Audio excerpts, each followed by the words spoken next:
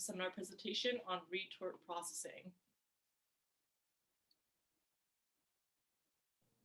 So first we're going to go over the history of retorts and where they're at today. So the modern canning and retort industry really owes most of its existence to the Appert family.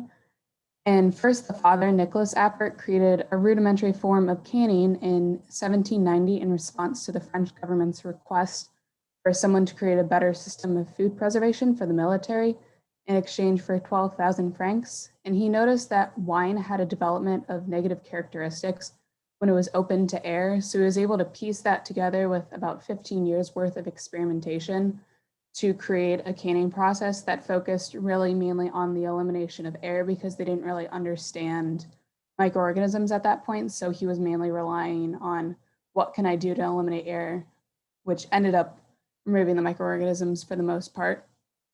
And he did so by partially first cooking the food and then bottling it with corks and then boiling the bottles to remove the air. And he later opened a vacuum canning plant and was followed by a handful of innovators that improved upon his method with better canning materials like tin. But the next innovation in regards to the actual machinery came from his son, Raymond Appert, who added his own contribution 63 years later when he created a patent for a machine that's now known as a retort that utilized steam being pumped into a large metal container that functioned essentially as a pressure cooker at the time. The autoclave, as he titled it, was really important because it was capable of canning above 212 degrees Fahrenheit, and that eliminated the risk of Clostridium botulinum in low acid foods, but they didn't really understand how important this innovation was until the 1920s when that association between CBOT and low acid foods was found. And retorts today can come in a variety of different shapes and sizes and have a variety of different features, but all still rely on that same concept of steam and pressure combining to sterilize the product. And the constant innovation within the sector has allowed market growth to continue in the double digits annually. And that's mainly recently been driven by an increasing focus on retort pouch use that has still been shown to be important today.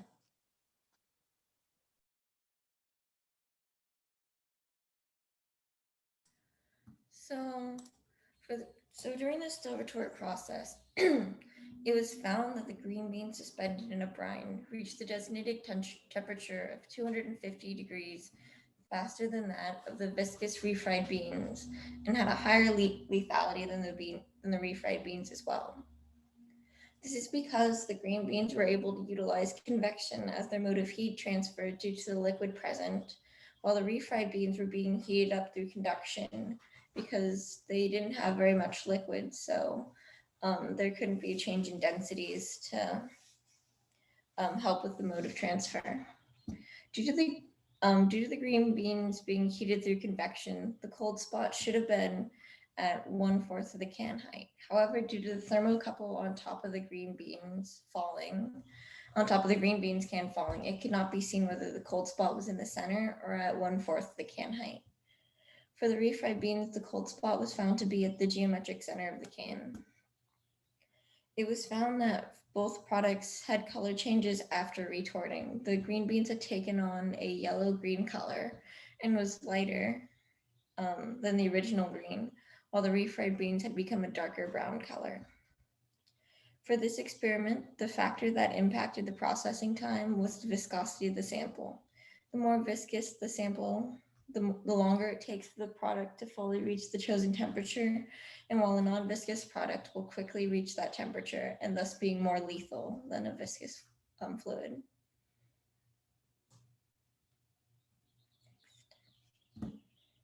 Next.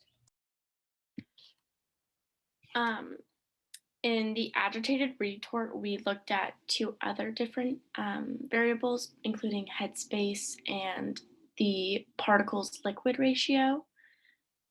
The headspace impacted convection because the the refried beans were able to move inside the can and hit the top of the can and the sides a little bit more when there was larger headspace, opposed to the more full can of refried beans. In the green beans, a particle liquid ratio was observed, which can create a secondary mode of convection inside the cans. We did see quicker heating times, but the heating curves were nearly identical. And we believe that this is because the severity and difference in that ratio wasn't significant enough. They were pretty close in values, so if they were more dramatic, we would be able to see that quicker convection time. And again, as Emmy said, the colors of both the green beans were lighter, and the refried beans did end up darker. So, okay, the next one. Okay, so some commonly commercialized products that come out of a retort are canned foods and retort pouch foods. So for canned foods, the foods that mainly come out of retort are fruits, vegetables, and soups. While for retort pouches, are mainly fish products, instant noodles, and pet foods. I'll talk a little bit about the limitations and features of the retorts, starting with some disadvantages. You're going to have a higher equipment cost in the beginning. Initial cost of equipment can range between $5,000 to $20,000 depending on type and size. It's also a little bit of a more complex process, so you will require that operator training, and you will have a little bit of a lower quality compared to other processing methods. Now moving on to some features, specifically of the pouch retort process. The pouch is very flexible. This helps in transportation, as well as having more fit in the retort and secondary packaging. It's a lower weight than the can. This also helps in lowering costs during transportation. Lower manufacturing costs. The composite film for the retort pouch is an overall lower price than the metal sheet, so you're saving money there as well. And overall, pouch retort has a higher quality than can. It is better at maintaining the color, aroma, taste, and shape of the product, and has a shorter retort time, so less time in retort. Okay, now let's take a look at recent research using retort processing and innovations of technology. Okay, so first we'll take a look at the scientific article published in April this year in the International Journal of Food Studies titled "The Effect of Retort Processing on Low Sodium Instant Noodle Seasoning Based on Oil and Water Emulsion." This experiment was primarily launched due to the global increase of instant noodle intake, with worries surrounding the negative health effects brought on by an increase in sodium intake. Using oil and water emulsion can increase the perception of saltiness in foods without increasing NaCl content. The worry that comes with this emulsion is its susceptibility to oxidation and microbial contamination. So this study looks into the addition of antioxidants and retort processing to overcome those challenges. When carrying out this experiment, retortable pouches holding the emulsions were processed at 123.5 Celsius for around 21.5 minutes. At the conclusion of this retort processing, samples were then collected to evaluate for saltiness, emulsion stability, total plate count, yeast and mold count, and moisture and sodium content. After analyzing this data, researchers found that retort processing had no significant effect on the stability of the emulsion and salt intensity, which was good, but did significantly decrease the microbial contamination based on total plate count. So all around, retort processing was very effective on this particular product. Another recent article took a look at the textural and physical properties of retort processed rice noodles. And so the problem that existed here was that the viscoelastic properties of the noodles depend on the rice starch and the inability to produce a retorted rice noodle because of the decrease in quality that will occur. So the texture will get very soft and soggy because of water absorption, and also just in general a decrease in noodle hardness. And so the purpose of this study was to take a look at how the inclusion of like pre-gelatinized high amylose maize starch or an overnight chilling treatment would impact the quality of these rice noodles. And so the results did show that the quality losses, as mentioned in the slide previously, were still observed.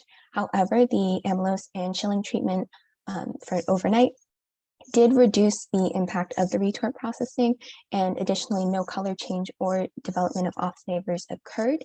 So that is why the scientists that conducted this research decided that chilling and high amylose starch treatments should be further investigated in order to take a look at other types of products such as rice noodles, which you don't typically see as a retorted product, and take a look at how it could be done in the future.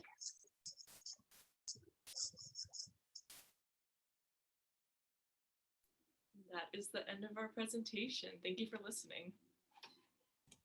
Good job, guys. I really like it, especially the last two case studies.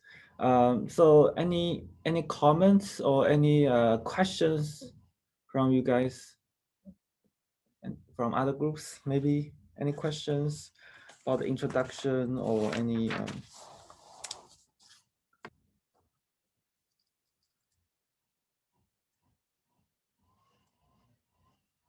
no? Okay, so I do have several questions. So can you go back to the first study that you showed about the oil in water emulsion, the seasoning?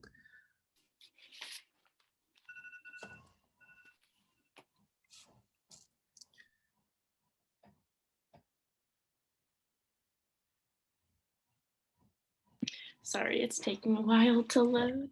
It's okay.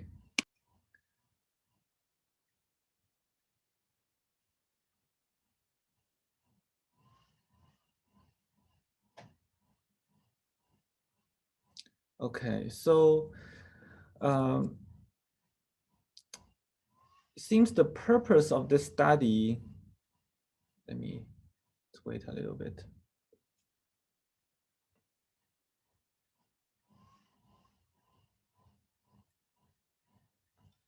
All right, here we go. So the purpose of the study is to improve the perceptual saltiness without increasing the use of salt here, right?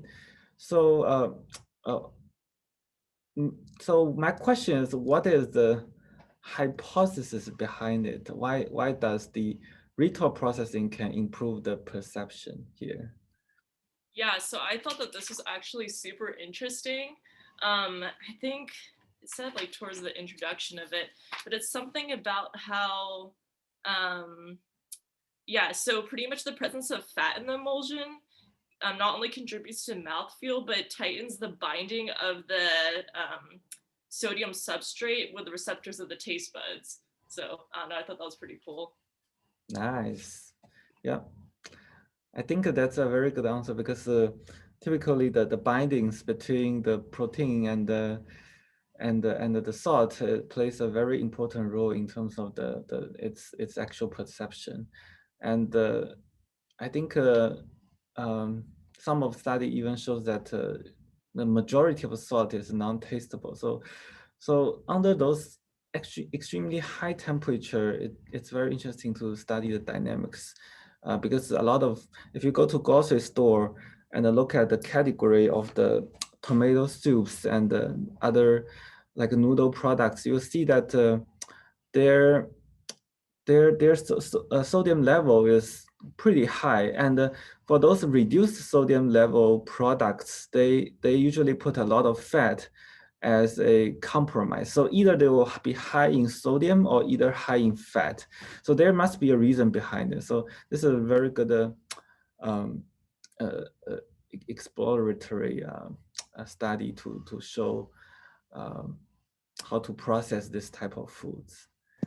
Based on that, then would it be possible, like in the future, do you think soups would be put in retort pouches then so that it'll suspend the salt better?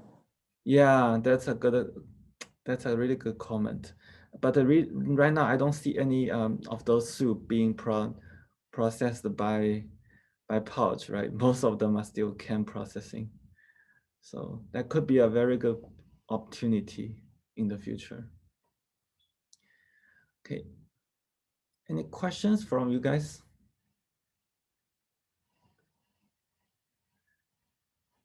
Or any comments for improvement?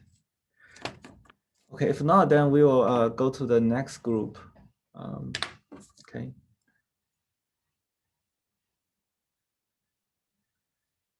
All right, so the next group will be group 1.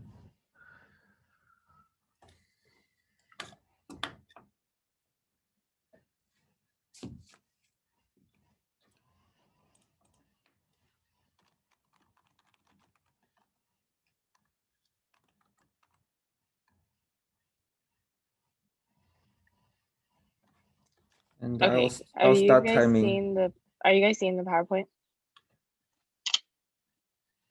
Yes, Yeah. can Okay, see it. cool. So we are going to present on ice cream.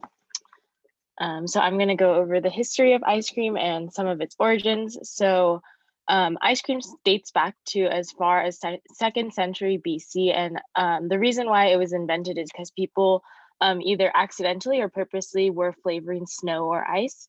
But some of the first recorded ice cream was in the New York Gazette and on May 12th, 1777. And this ice cream was actually consumed by some of our famous presidents like George Washington and Thomas Jefferson.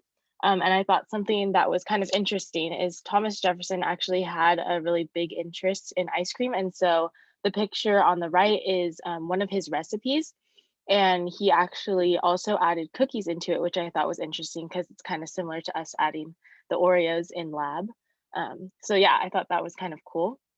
And then the first documented ice cream like business in the US was run by Jacob Fussell in 1851, and he was a dairy farmer.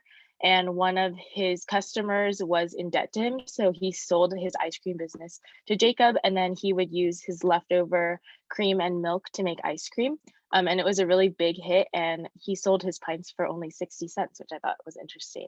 And then as far as like industrialized ice cream, this wasn't started until 1843 by Thomas Masters in England and then Nancy M. Johnson here in the US. And they were both started in 1843. And this is when refrigeration and technology like that became a thing. So then people were able to make higher quality ice cream products that would also last longer. And then as far as what the ice cream technology looks like today, obviously we have a lot of new machinery that allows for improved mixing, better refrigeration, which leads to longer shelf life, better sanitation practices, which of course is important to keep our food safe. And then also all types of new packaging, which can be both a marketing thing and be helpful for the shelf life as well. So originally ice cream was just basic milk, cream, and sugar, but today there's various types of milk used, such as non-dairy alternatives like coconut milk or almond milk, the introduction of stabilizers to improve texture and shelf life as well, different sugar alternatives to either lower the sugar content or just for different forms of flavor, as well as additives like cookies or caramel, as well as new processing technologies such as liquid nitrogen, which is really popular today. And as far as the market, one of the leading brands for ice cream is Unilever, and they own a lot of really famous ice cream companies that you're probably familiar with, such as Ben and Jerry's, as well as in the UK, it's called like Good Joy, I believe. And then my personal favorite is Talentini, the gelato. So I thought that was kind of cool. Okay, so for the industrial process of making ice cream, if you have a smaller batch, you can use the Musso ice cream machine, which is to the right over here. And then to the left, there's the commercial ice cream maker, the RoboCoupe, which I know that you guys use in lab. Just to go through the process of making ice cream, to begin, you weigh out the ingredients and mix them. And then the product will go through pasteurization, which is where the mixture is heated, and that will destroy the microorganisms and enzymes that are within the raw product. The product then will go through cooling by immersing the vessel into cold water and stirring the milk, and then it'll go through freezing and aeration. And the incorporation of air increases the softness and lightness of the product, which will allow the product to be easily scooped and eaten. And then it goes through packaging, sealing, and labeling, and then it goes through the refrigeration phase, which is where it's hardened at -18 to -20 degrees Celsius and stored at this temperature. With the industrial process, there are new improvements being made, and ingredients that are slowing the melting times are now being added into ice cream, along with edible and biodegradable packaging that many companies are now trying to use. And also there are new ways to clean and sanitize the ice cream tanks.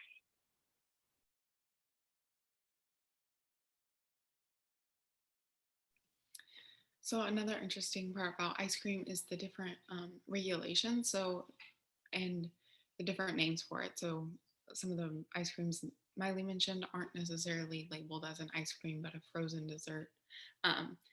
Ice cream must have no less than 1.6% pounds of milk solids per gallon and no less than 10% milk fat and 20% milk fat and milk solids. So you could have, say, 11% milk fat, 9% milk solids, and still meet that regulation.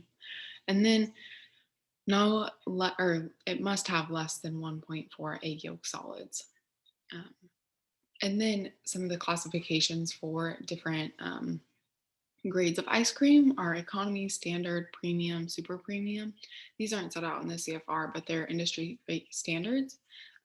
So Costco's ice cream is super premium, and that's because it has a high percentage of fat, high total solids, and low overrun. So it makes it more thick and creamy, whereas say an economy or a standard has much less fat, less solids, and more air. So it's more fluffy, but less creamy.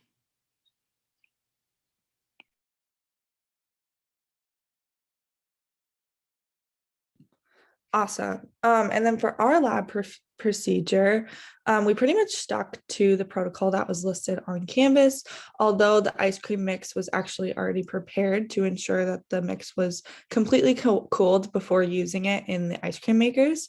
But this mix was combined by using heavy cream, whole milk, sugar, salt, and a combination of eggs and egg whites. And then it was heated to just before 170 degrees Fahrenheit to ensure that all of the microorganisms we don't want are not in there. And the two machines that we used were the Cuisinart tabletop ice cream maker and the Emery Thompson CB350. And the main difference that we found was really just the relative size of the machines, as well as the overall total processing time. The Cuisinart takes about 25 minutes, while the Emery Thompson machine only really takes 7 minutes to produce the ice cream. And then we did have a few deviations from the protocol because we decided to add a little extra flavor with vanilla to both the machines and then Oreos to just the Cuisinart ice cream maker.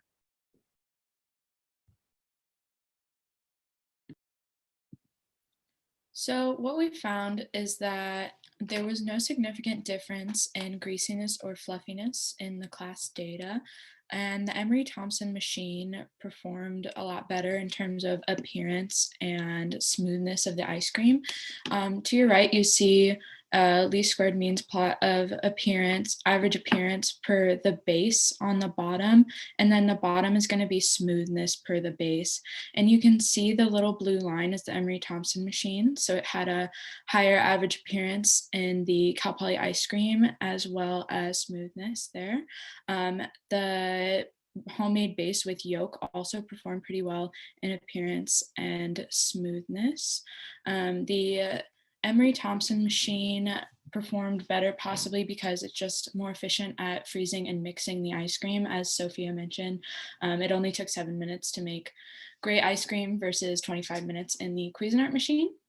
And the egg yolk possibly performed better than some of the other bases because egg yolk has emulsification properties that help the ice cream retain shape and help with that fat globule aggregation in the structure.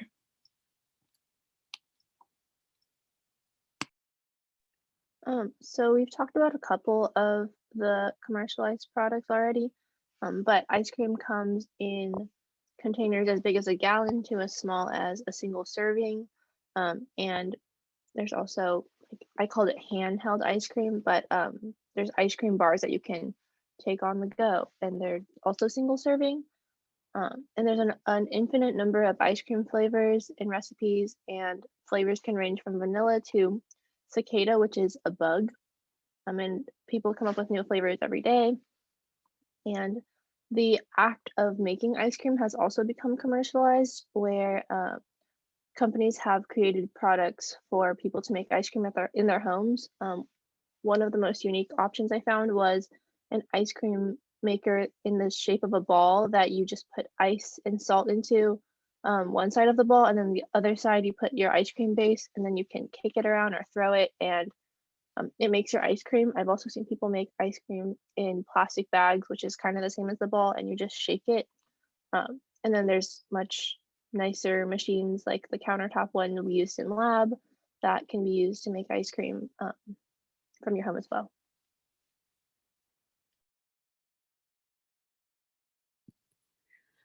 Okay, here are some current trends that are kind of happening in the market for the past couple years or even longer. The first one is calorie conscious ice cream. I have a little list on the left, but it's oh, and there it is. Okay, so I have the first one is calorie conscious ice cream. This is where companies are making healthier versions that are low sugar or no sugar, low fat, or overall low calorie, like Halo Top here. The next one is non-dairy alternatives.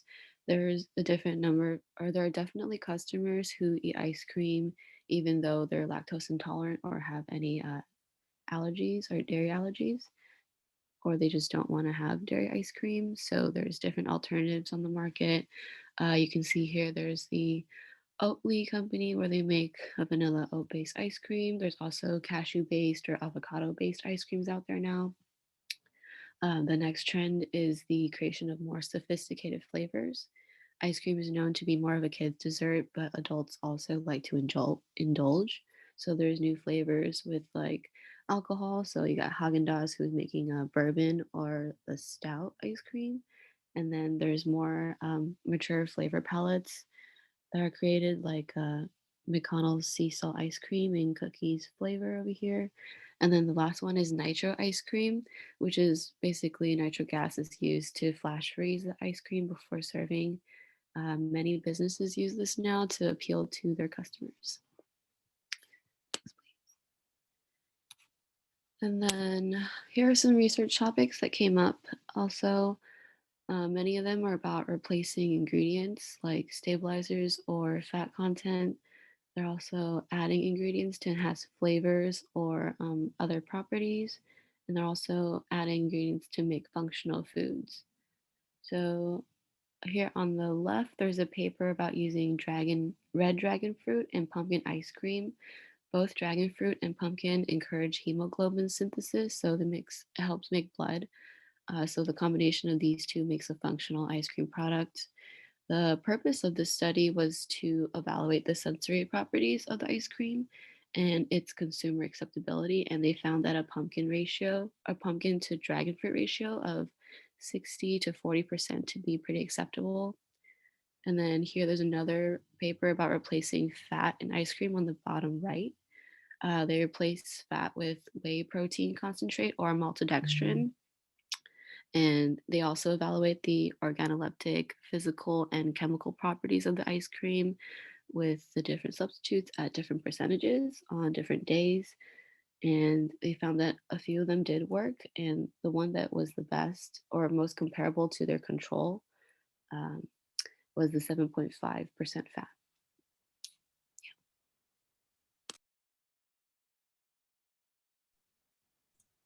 Okay, very good. A lot of content covered, and I think I also learned a lot. So, any questions from you guys?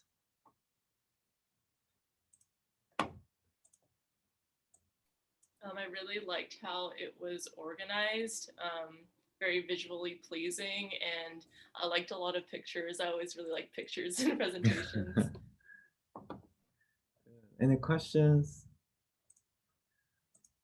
Okay, I'll ask a couple. So first of all, you guys mentioned there's a vegan ice cream, right? You showed the oat ice cream and the cashew, which is very interesting. So do you guys know what are the challenges? What if you are asked to replace dairy protein there? What would be the potential hurdle?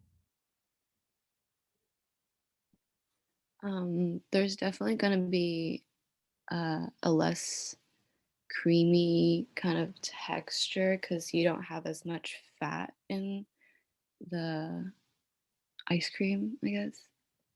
And then it most likely also affects the texture overall because, different constituents goes into the ice cream. So you have to figure out kind of what else to add or replace to kind of get up to the same bar as dairy ice cream.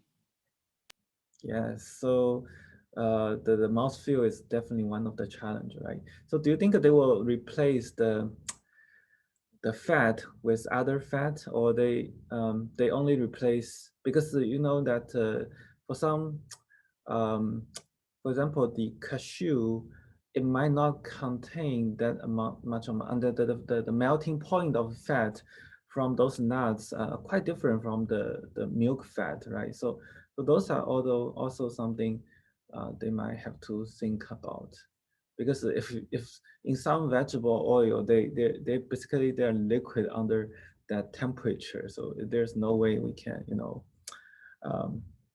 to make the texture the same as ice cream. So another question that can you go back to the ice cream classification? There's like cream, super cream. Yeah. So this is interesting because I saw many ice cream in the grocery store. They are premium and the super premium. Have you guys seen any like economy ones? They don't necessarily label them as economy, but they're the big, like the big gallon tubs that you would get for like a kid's party. Those are typically economy. I see. Okay. Yeah, it's like the cheap ones or like the really cheap store brand. Yeah. Okay. Thanks. Yeah, that was my, I was just curious. Because I saw a lot of premium and super premium. Never see something like standard or economy. Okay. Yeah, you gotta go to the end of the aisle. Okay, cool. I think that's the question I have. Any other question from you guys? If not, then we'll pass to group 2. Good job, guys. Okay. Oh, by the way, one more general comment for the bar graph, for the visualization of the chart, because when you guys show the sensory properties, you guys use the line and dots, and typically when you use line and dots, it means those data points, they're connected. So this is typically for the time series data, but in this case, it's better to use bar graph. Okay, so this is just a general comment to all the groups when you're plotting those data out. Okay, all right. So next group will be next group 2.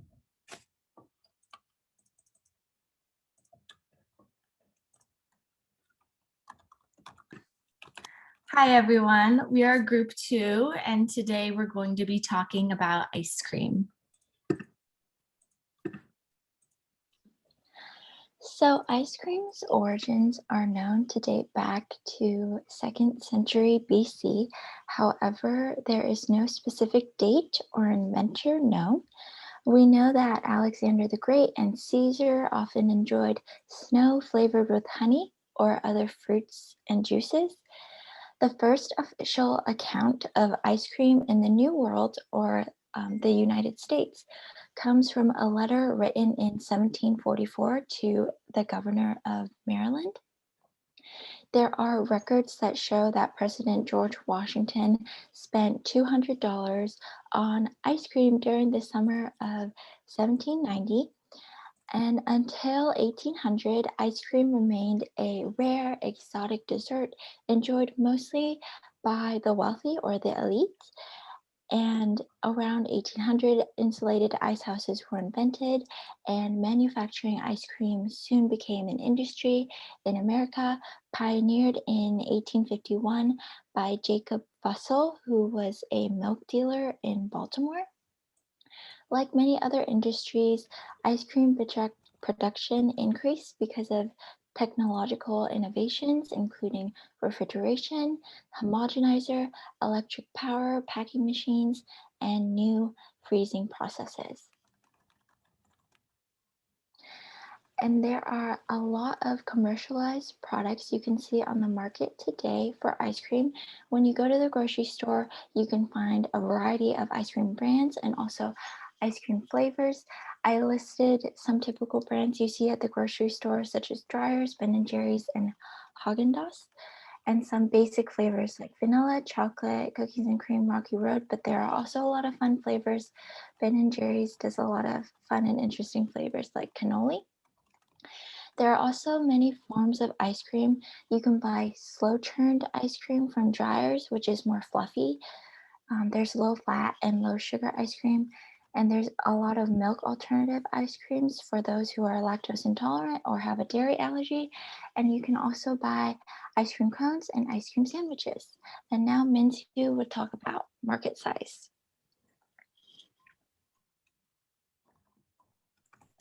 Okay, so I want to talk about market size of ice cream industry.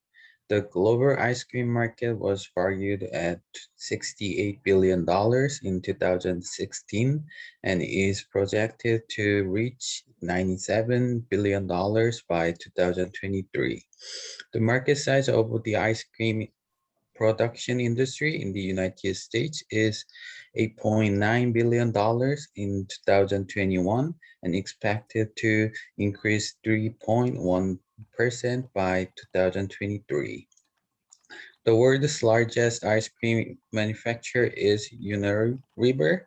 The company produces popular ice cream brands including Wurst, Magnum, Bayer, and Ben and Jerry's. The market of ice cream industry is still growing, but the growth is driven by availability of various flavor ice cream.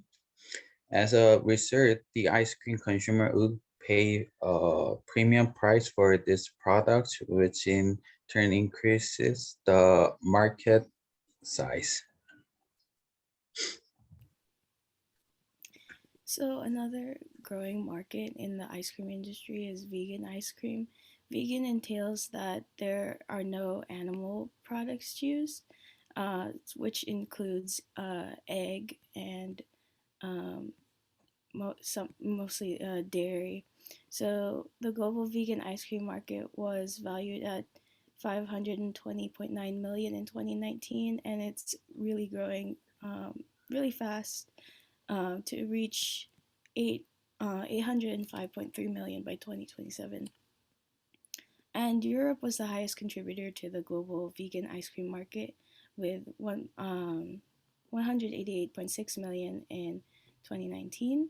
So on the left, bottom left, you can see a little infographic of the current market trends, and it says that mostly millennials are really sparking the trend in vegan ice cream because of their increased awareness of just use of animal products and also increased lactose intolerance.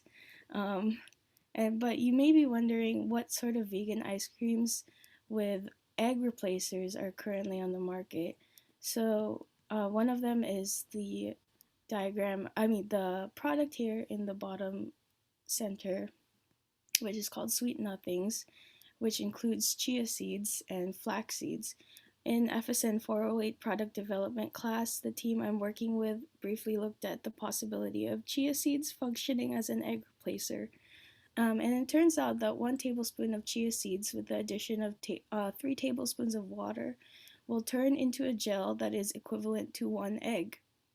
So the Sweet Nothings ice cream you see in the middle actually contains these chia seeds and flax seeds that could function as an egg-like stabilizer. The product to the right is a vegan eggless ice cream with an avocado base. Avocados provide natural fat and creaminess that can cover the functional properties of an egg and lactose-containing ingredients. So one of the studies we looked at specifically used French ice cream, for which the standard identity is summarized in CFR 21 as ice cream with an egg yolk solids content greater than that specified for ice cream. Eggs are often used in ice cream as an emulsifying agent and for their macronutrient content because they contain high amounts of fat. And in an academic article we read specifically, researchers tested egg alternatives that had been used in previous studies for oil and water emulsions. And one of the largest concerns for ingredient alternatives is the changes in consumer acceptance based on the sensory properties such as appearance and texture. And also, like in our lab, there's also variation in these for the use of egg yolk versus egg white. The reason this study was conducted over 10 years ago was because of consumer trends in low cholesterol products, concerns about food allergens, and most importantly, because of a difference in cost between eggs and egg alternatives. Also in the present day, there's more consumer demand for plant-based products, as Zoe said.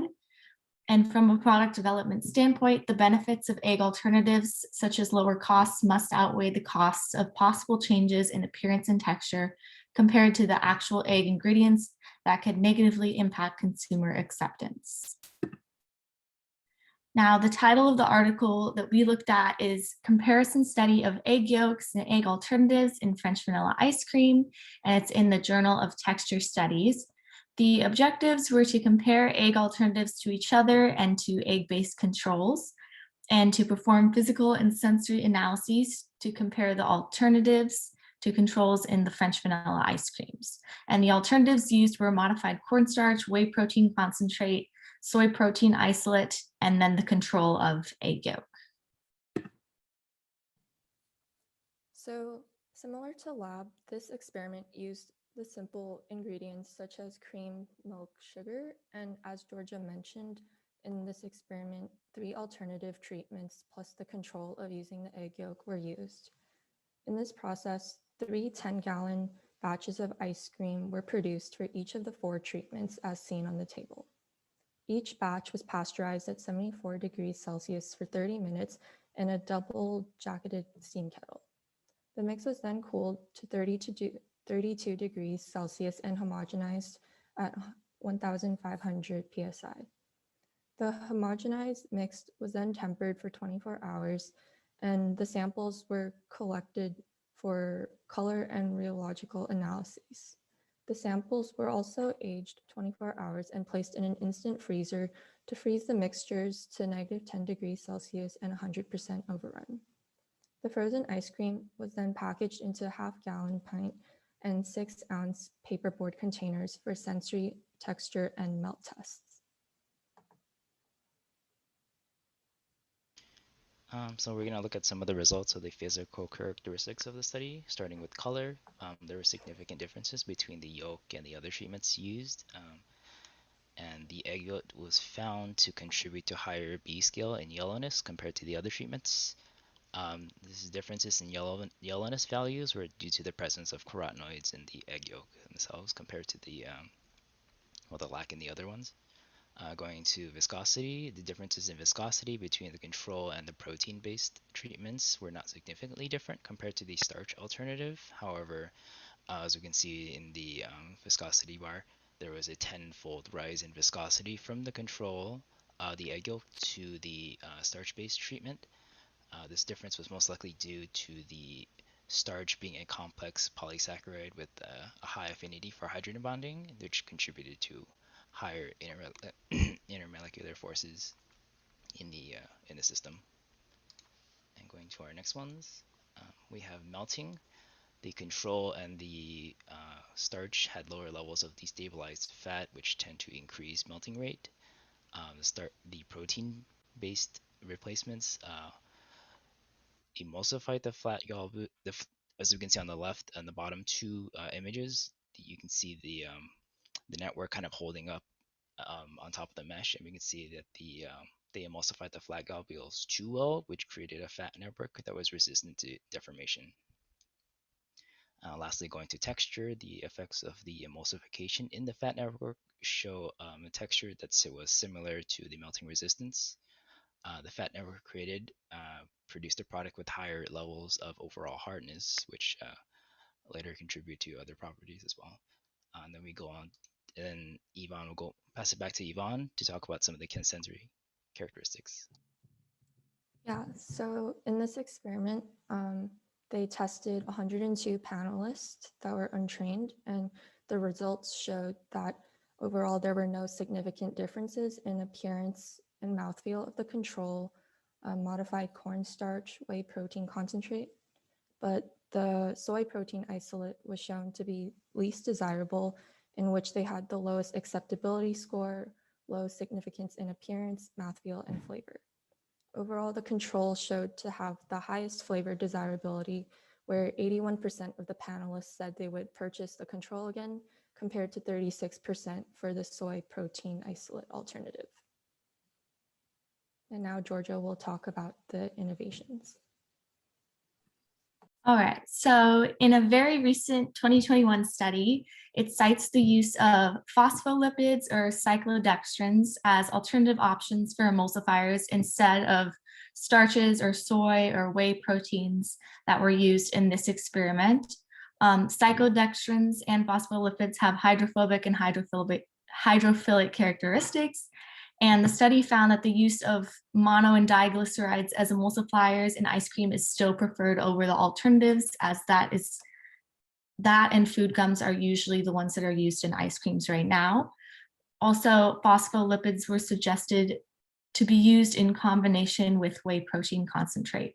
Lots of byproducts from food production are being investigated for recycling purposes as well. For example, in one case, orange fibers from juice extraction were used as fat replacers in lemon flavored ice cream, and overall acceptance of the ice cream made with orange peel fibers did not significantly differ from acceptance of the control. Mono and diglycerides of fatty acids, as well as hydrocolloids, are seen as the most popularly used in the food industry, as well as the standard of egg yolks, especially for French ice cream.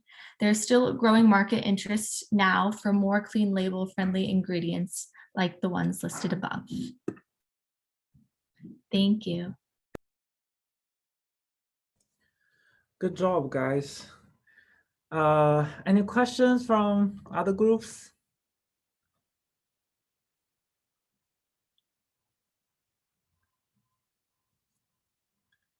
Questions or comments or suggestions?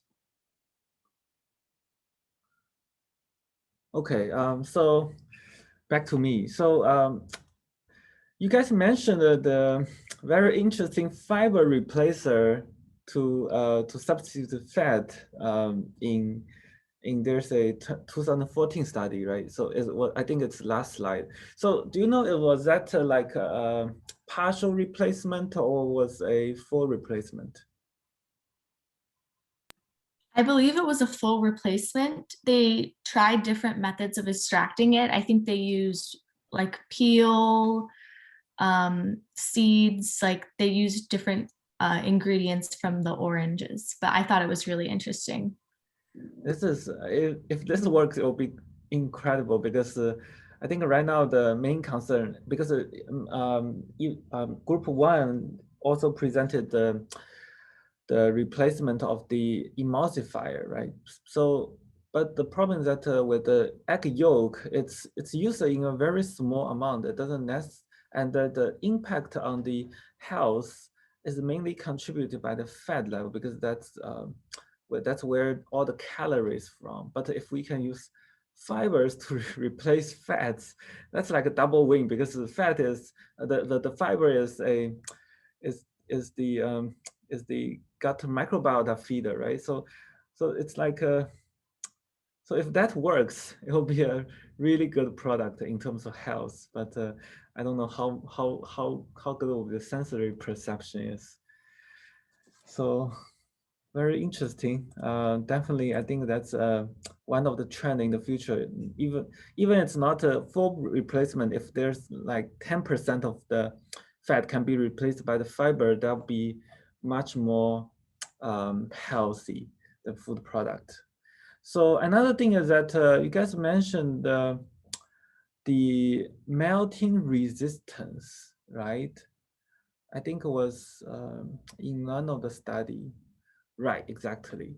So what do you think is the main, because I think we all experience that while we are eating the ice cream and it starts melting, right? So sometimes we have to eat it very quickly. So if the ice cream can hold for a longer time, that'll be a very fascinating study. So do you guys know which factors play a key role here?